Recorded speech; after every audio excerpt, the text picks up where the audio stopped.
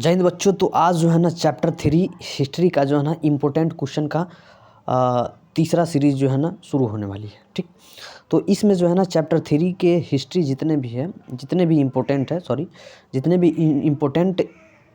Question है subjective, उसको clear करेंगे। इसके अलावा दूसरा कोई याद नहीं करना है, बस जो हम बता रहे हैं उसी को याद करो और जाओ डायरेक्टली जो है ना एग्ज़ाम में छापो। ठीक है, तो चलो सबसे पहले जो है लास्ट वाला जो है ना टॉप हम 10 जो बताते हैं, टॉप 10 जो है क्वेश्चन हम बता रहे हैं, एक्सपीरियंस के साथ बता रहे हैं। ठीक, यही याद करना है आपको।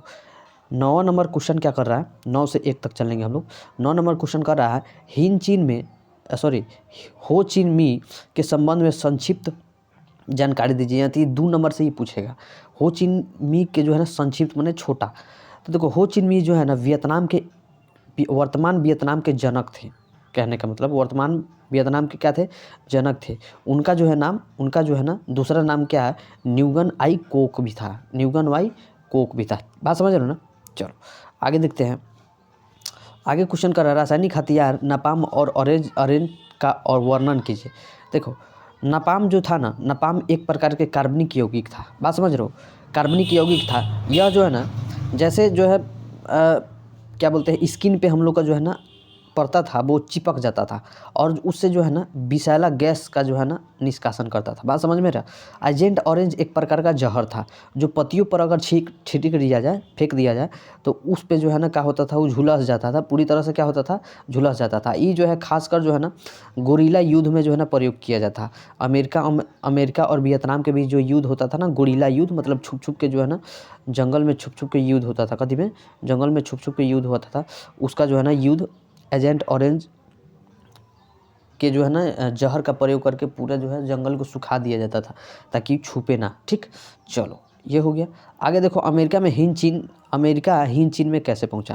देखो अमेरिका जो है ना अमेरिका जो है ना चाहता था कच्ची, समझो यहाँ पे जो है ना सबसे पहले देखो 1950 ईस्वी में जो है ना उत्तरी वियतनाम में हो चिन मी साम्यवादी सरकार बना और दक्षिणी वियतनाम में बाओदाई का सरकार बना। वो जो है ना फ्रांस समर्थित सरकार बना, बाओदाई का। ठीक, अब हुआ क्या, समझो हुआ क्या। ये जो था ना अमेरिका वाला जो था ये जो है अपना जो है ना समाज को मतलब कहे तो पूंजीवादी व्यवस्था को ज़्यादातर ये सपोर्ट करता था। कौन, अमेरिका वाला। लेकिन ये जो वियतनाम वाला था ये साम्यवादी विचारधारा का था, ये साम्यवादी विचारधारा का था। और ये जो था ना पूंजीवादी विचारधारा। तो ये चाहता था कि हम पूंजीवादी विचारधारा इसमें फैलाए, ये चाहता था कि हम साम्यवादी विचारधारा पर जाए। सबसे पहले ये देखो कि ये आखिर पहुंचा कैसे, समझो। ये जो है ना अमेरिका पहुंचा व्यापार के माध्यम से, एक प्रकार से व्यापार के माध्यम से पहुंचा और धीरे धीरे जो है वहाँ पे जो है ना सरकार बनाने लगा। और बाओदाई के जो है ना का किया, सरकार बैठाया लेकिन चल नहीं पाया, ठीक से चल नहीं पाया। तो देखो शुरू से हम बताते हैं। देखो सबसे पहले देखो कि 1954 ईस्वी के एगो जेनेवा समझौता हुआ था। कौन समझौता हुआ था, जेनेवा समझौता हुआ था। और उस समय जो है ना वियतनाम क्या होता, 2 भागों में बट गया था। कच्ची हो गया था, 2 भागों में कथी हो गया था, बट गया था। 2 भागों में बट गया था। तो दक्षिण वियतनाम फ्रांस अमेरिका समर्थित सरकार को दे दिया गया। मतलब फ्रांस समर्थित जो सरकार था वो जो है ना दक्षिण वियतनाम था। फ्रांस और अमेरिका समर्थित जो प्रांत था, सरकार था, वो दक्षिण वियतनाम था। एक जो था कौन था, उत्तरी वियतनाम था। एक जो कौन था, उत्तरी वियतनाम था। बात समझ रहे हो। तो उत्तरी वियतनाम जो है ना वहाँ पे साम्यवादी शासन व्यवस्था चलता था। लेकिन जो दक्षिणी वियतनाम था उसमें जो है ना पूंजीवादी शासन व्यवस्था अमेरिका के द्वारा चलता था। इसी कारण जो है ना आप लोग को माइलीगांव हत्याकांड देखने को मिलेगा। आपको माइलीगांव हत्याकांड जो अमेरिका के सैनिकों के द्वारा किया गया था। चलो इसको जो स्क्रीनशॉट मार के रट लेना। ठीक है, चलो हो चिन मी मार्ग क्या है। तो हो चिन मी मार्ग देखो एक प्रकार का ऐसा मार्ग है जिसके द्वारा जिसके बीच जो है ना क्या होता था, कहे तो क्या बोलते हैं, व्यापार होता था। ठीक है, ये पहले है क्या।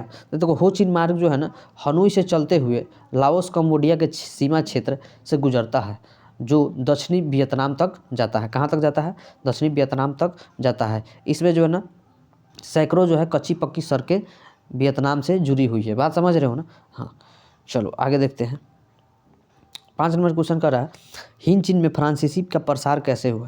तो हिंद चीन में फ्रांसीसी का प्रसार कैसे हुआ, ये जो है ना आप यहाँ पे इसको स्क्रीनशॉट मारिए और इसको जो है ना पढ़ के जो है ना आराम से जो है ना देख लीजिए, इसको ज़्यादा कुछ करना नहीं है, ठीक है। कैसे कि यहाँ पे आपको जो है ना फ्रांस की जितने भी क्रांति है सब बता दिया गया है लेक्चर में। चलो आगे देखते हैं, जो छोटा छोटा है उसको हम क्लियर करते चल रहे हैं ताकि वीडियो लंबा भी ना हो और शॉर्टकट में आपको याद ना करना है, इसको रटना है, ठीक है। चलो कैसे भी करके रट लेना है।